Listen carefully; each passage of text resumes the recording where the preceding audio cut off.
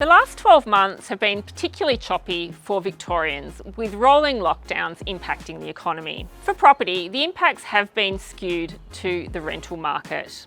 House prices have continued to grow, and in Melbourne they've risen by 5% over the past 12 months, and in regional Victoria they've increased by over 13%.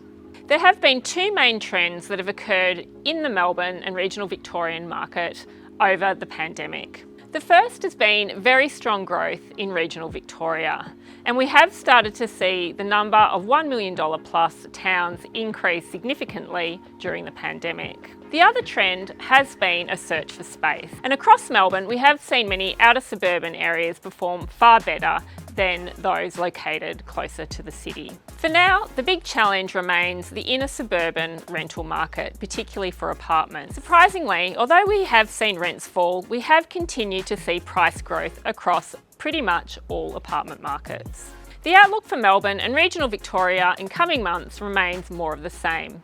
Continued price growth and improved performance in rental markets. For more information on the Melbourne and regional Victorian market, download the Ray White Now report on raywhite.com.